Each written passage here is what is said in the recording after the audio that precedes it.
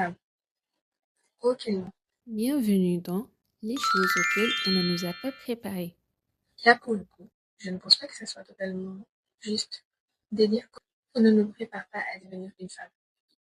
Parce que oui, la société ne se fait pas de nous conditionner depuis qu'on est petite à penser que être une femme, c'est faire des sacrifices.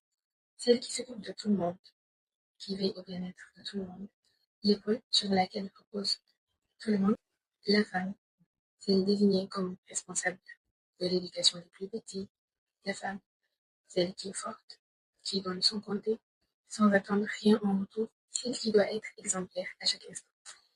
Oui, impossible de ne pas penser à tous ces termes lorsque ce mot est évoqué.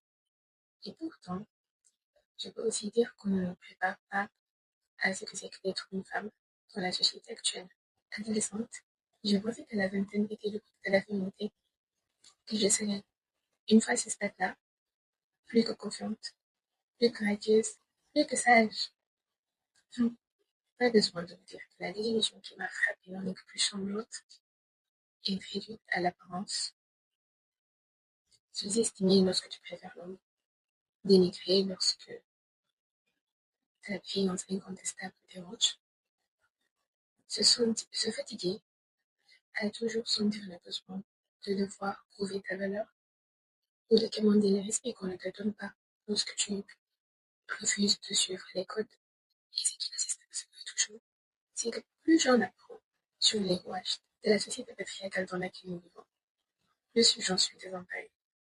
Ce que j'en apprends, c'est que peut-être que être une femme, c'est savoir s'imposer, prendre sa place là où on décide de l'avoir, ne pas s'attrister de l'image que les autres peuvent avoir de nous, mais plutôt s'atteler à construire celle qui parle à notre âme.